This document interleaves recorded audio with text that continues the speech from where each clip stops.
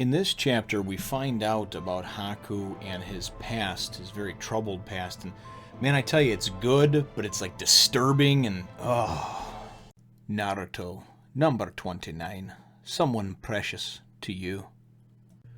Man, powerful is the word that comes to mind. Emotionally, physically, mentally, just powerful. Oh. Well, hello, my brothers and sisters of the Nerd Nation.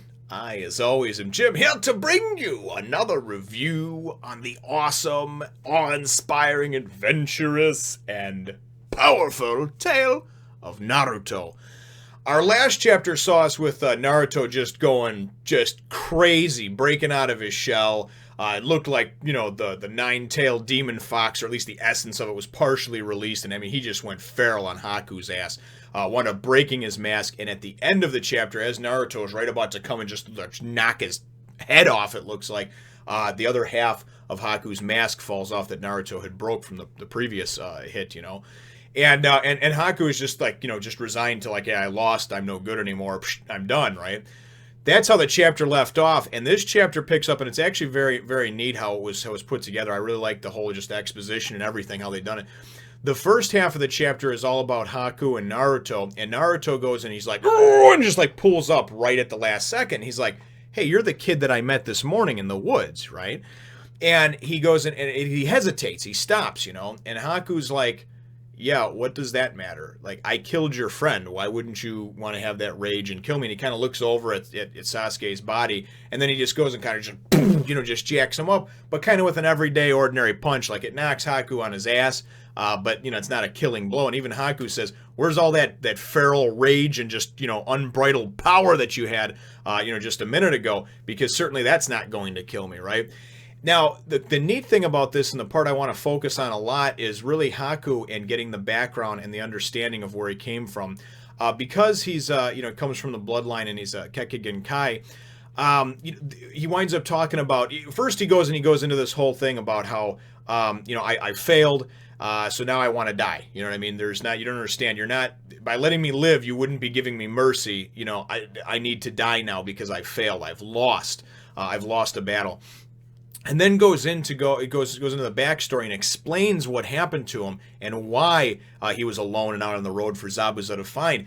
It turns out that his father killed his mother and then tried to kill him. And Naruto's like, what? Why? What are you talking about? And he talks about coming from the land of the mists and the Kekkei. That bloodline is basically looked upon as like a harbinger of doom, a bringer of death, whatever you want to call it. So kids, whoever, when people that have that, they pretty much have to hide because they wind up getting all but pretty much flushed out of the system. It was more or less one of those things where it's like, we're just going to purge all these people because they're inherently bad. So I'm assuming that the father wound up killing the mother because the mother was actually the one that maybe had hid that she was of that bloodline as well. And that's obviously that bloodline where you just kind of inherit those skills. I mean, you can work to master them, but you just have those natural talents and abilities. That's what I get from it. And those abilities are not good. They're shadowy, evil type of things, and that's what everybody looks at it as such. So what I get from this is that Haku's father killed the mother, and then when he came after Haku to go and kill him or whatever, Haku's just like instincts took over, and he straight up just annihilated his father, just killed him, right?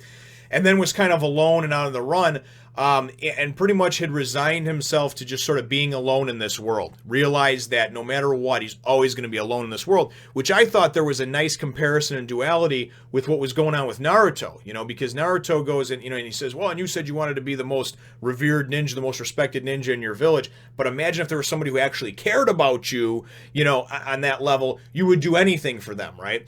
And that's kind of where it goes into with the whole Zabuza thing, but I like the comparisons that we drew from Naruto and Haku. Their lives are really not that much different in the sense that Naruto, although he was given food and clothing and shelter, everybody treated him like garbage, right? And he never knew why.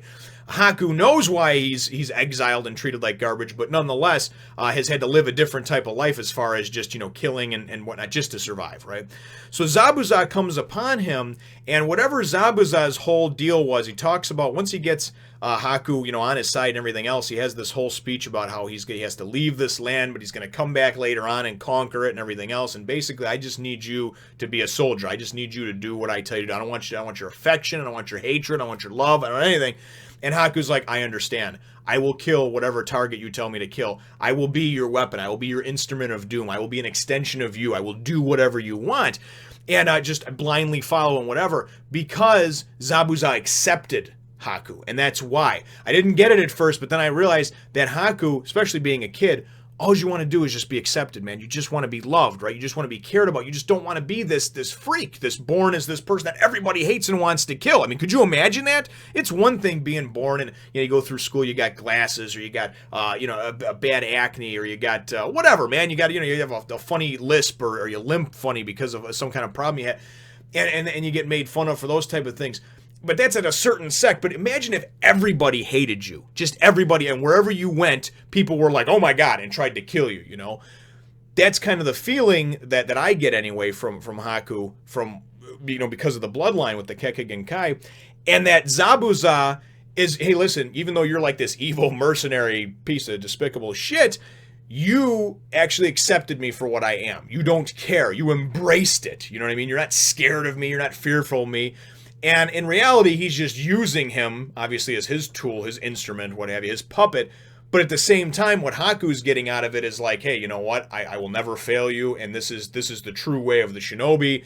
I will win, I will kill, I will do whatever. So that's what I got from the whole thing. A little too long-winded with this. I know I got to move on to the end of the end of the chapter, or towards the end of it. But that's what I got, and I really liked that background of Haku, and really kind of giving, that whole speech and that whole idea and everything like that. So we're kind of left with not knowing whether Naruto, and at the end, basically Haku's just like, please take my life. You know what I mean? Kill me. Please take my life.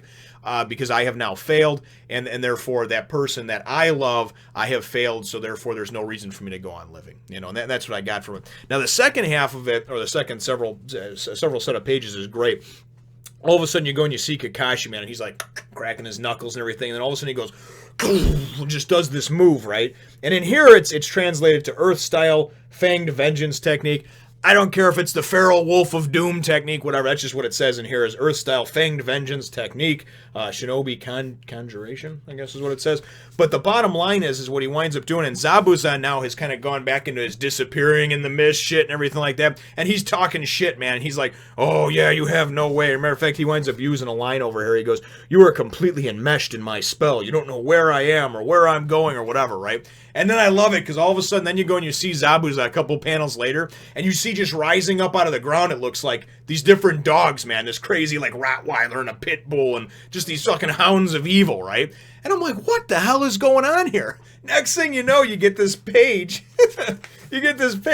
And Zabuza's ass can't even move. Look at that, man. He got that big dog all up on his back. He got one up over here on his nuts, it looks like. He got dogs all up on him, And then I love, too, he's just like, it worked because you shut your eyes in the mist. This conjuration is specifically designed for tracking. And he's basically saying, listen, even though I couldn't see you, I could smell you. The whole reason that I went and I bled in the last couple of encounters, and this is what I liked, is Kakashi was like, I bled in the last couple encounters for this specific reason. My blood, my smell, my scent that my dogs know over here, my hounds of doom or whatever you want to call them, it's all over you now. So basically, all they had to do was go and sniff your ass out because you stink. And that's what he straight up tells him, because you stink. You reek of my blood, so my hounds were able to find you and obviously immobilize you. And now it's the end, brother. And I really liked how he did that, or said that or whatever. And then he's just like, no. He goes, now who's enmeshed? Here we go. It's why I went out of my way to bleed a bit during both of our early encounters. The smell of my blood is all over you. Your weapons are so thick. And then I love this. He's like, so who's enmeshed in whose smell now? Or spell now. Sorry, smell. I love this. The fog is lifting. I can see your future. Your future is death. And, oh, man, the fights and the emotion and how everything plays out, I cannot say enough good things about it. I don't want to get too long-winded, because I try to keep these reviews somewhat condensed and not too lengthy, but man, what a really good chapter to get that background on Haku and to get that, and whether you like it or you don't like it or you agree with it or you don't agree with it, I try to look at things from other points of view, and I know that if I was a kid growing up in the world, it just hated and everybody wanted to kill me, man, I don't care who it was that actually put their hand out and said, hey, I'll be your buddy. You want that. You want that acceptance. You want that love, So or just to feel as if you're not alone, you know, because that feeling of loneliness can just consume you, you know. Oh my God, so good, so powerful, and Zabuza is he's about to get knocked the fuck out or killed or what have you. I just know that Kakashi has now gotten the drop on him, and he's done messing around. So my chapter question for you is what are your thoughts on Haku's background and upbringing now that we've kind of gotten at least from this particular point, it seems like we've gotten his kind of full story. What are your thoughts on that? Leave it in the answer in the comments down below. Feel free to hit the thumbs up, the like button if you should think that I deserve it, and subscribe if you haven't done so already. We will look forward to catching all of you in the next Fun Nation. Well, if you like drawings such as this one, you should check me out on my other channel and on Facebook and Twitter.